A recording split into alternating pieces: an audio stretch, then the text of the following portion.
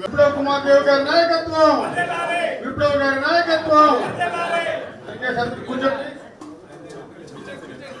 జిల్లా అధ్యక్షుడు సామాన్య శ్రీనివాస్ గారిని సభకు అధ్యక్షత వహించేసి కోరుతున్నాను.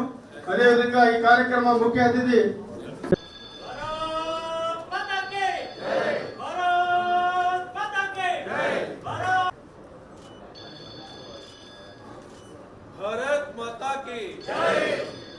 पाकिस्तान को धूम थी कितना हो गया 48 मिनट।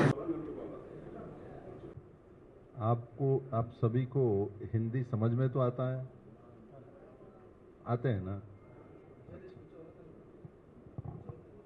क्योंकि इंग्लिश में बोलने के भी फायदा नहीं होता, इंग्लिश में इमोशंस नहीं आता, दैट इज द प्रॉब्लम। क्योंकि मैं तमिलनाडु में जब जाता हूँ तो जैसे बोल रहा हूँ तो मुझे बाद में हमारे सभी डिस्ट्रिक्ट प्रेसिडेंट बैठे हुए थे तो मुझे बोलते सर आप जरा आप अपने भाषा में, जिससे बांग्ला में बोलो, असमी में बोलो, हिंदी में बोलो, आपके बॉडी लैंग्वेज से हम समझ जाएंगे आप क्या बोलना चाहते हो। और ये ऐसा हुआ भी है।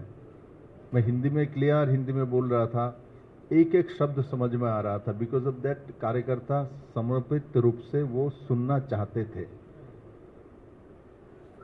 छोटे रहते हम बड़े घर के आदमी नहीं है तो इंग्लिश मूवी दिखाते थे, ब्लैक एंड व्हाइट टीवी आता था नेशनल में, तो इंग्लिश मूवी आता था तो उसमें भाई कुछ समझ में नहीं आता। क्लास 4 में 5 में पढ़ता हूँ कहाँ के, किंतु इनके जो एक्टिंग देख के वो समझ में आ जाता है क्या बोल रहा है। तो ऐसा जो नेता होता है उनको अंदर भी ऐसा ही गुण होना चाहिए, जो क्या बोलता है उनके बॉडी लैंग्वेज से समझना चाहिए जनताओं को। नहीं, बाकी पीछे जो मेरे सिक्योरिटी के लोग खड़े हैं, मैं सोचा पार्टी के लोग खड़े हैं, ठीक है। नहीं कोई बात, बैठ जाओ सब बैठ। मेरे साथी ने बताया मैं कौन हूं, क्या हूं। मेरा सबसे बड़ा परिचय, मैं बीजेपी हूं। ये बीजेपी नहीं होता तो मेरे पास इतने सारी जो दायित्व आया था ये नहीं हो सकता था। संभव था क्या? बीजेपी नहीं होता तो मैं एमपी बन पाता, राज्यसभा में पहुंचता, चेयरमैन बनता, पार्टी प्रेसिडेंट बनता, चीफ मिनिस्टर बनता, एमएलए होता। ये सब बीजेपी के कारण से आया है। ये जो भी और भी आने वाला है, चिंता मत करो। किसको लगता है और नहीं आने वाला है? मेरी बात समझते हैं? मैं बोल रहा हूं बीजेपी और भी कुछ करने वाला है।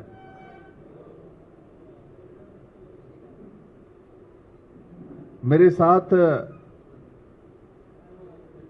समंची श्रीनिवासन जी, श्रीनिवास है ना, श्रीनिवास जी, श्रीनिवासन बोलेंगे तो तमिलनाडु पहुंच जाएगा, श्रीनिवास बोला तो यह रह गया, ठीक ना। और मेरे साथी मंच में बैठे सभी भाजपा के यहाँ के नेता, सामने बैठे हुए मेरे भाई बहनें, भारतीय जनता पार्टी के कार्यकर्ता, बंधु, मीडिया के मित्रों, पहले तो मैं मुरली नायक जी का स्मरण करता हूं, इनके परिवार परिजनों के प्रति समवेदना व्यक्त करता हूं, क्योंकि एक अग्निवीर के नाते अपने देश सेवा के लिए गए थे और शहीद हुए। और किस कारण से हुआ उसका भी 2 व्यक्ति हमारे इस प्रदेश से 26 तारीख को पहलगांव में थे। इनमें से एक नाम मधुसूदन जी और जयेश चंद्र मौली जी आज हमारे बीच नहीं है। और किस तरीके से उनको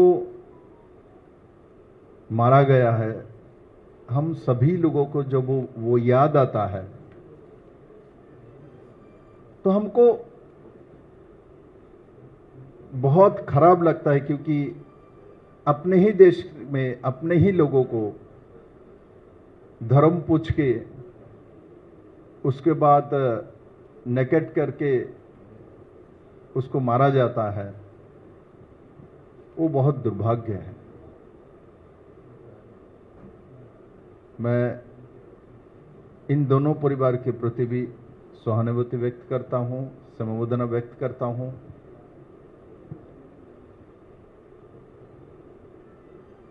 बाकी मैं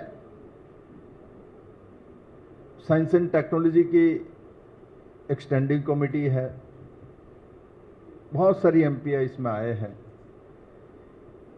तो मैं जब श्रीहरिकोटा में हमारे निर्धारित कार्यक्रम था, आपके जो यहाँ के हेल्थ मिनिस्टर सत्ता जी को मैंने फोन किया, जो मैं यहाँ आया हूं और आपको जानकारी देना चाहता हूं कि मेरा स्वभाव है, मैं कहीं भी सरकारी कार्यक्रम में कहीं भी जाता हूं तो एक बार वहां का स्थानीय पार्टी के नेतृत्व से, कार्यकर्ता से मिलना चाहता हूं, क्योंकि भाई मैं कोई राजा महाराजा के घर में जन्म नहीं लिया, ना ऊपर से किसी ने मुझे भेजा है, मुझे पार्टी के कार्यकर्ता लोगों ने भेजा है। तो मुझे लगता है मैं जहां भी जाऊं, मेरे भाई मित्र जो पार्टी में काम करता है, इन लोगों से मैं मिलूं, मुझे भी अच्छा लगता है और पार्टी के कार्यकर्ता को भी अच्छा लगता है। जो है भाई बीजेपी के कार्यकर्ता हो तो हम काम करते करते और एक समय सम्मान के पद में भी बैठ सकते हैं। बाकी सब पार्टी में परिवारवाद चलता है, हमारे यहाँ परिवारवाद बहुत कम है, बहुत कम है। बाकी भारत में जितने भी पार्टी, नेशनल पार्टी, कांग्रेस में भी परिवारवादी है, सबको मालूम है। गांधी, वो नाम भी गांधी जो है वो भी उनका नहीं है, वो भी महात्मा गांधी का उधार किया हुआ, वो नेहरू परिवार है। इनका कुछ नहीं है, बस एक परिवार है। वो भी भारत के लोगों को झूठ बोले आ रहा है, हम लोग गांधी है, हम लोग गांधी है। प्रियंका जी को शादी दे दिया, अभी भी बोलता है मैं प्रियंका गांधी हूं, प्रियंका वड्रा बोले वो।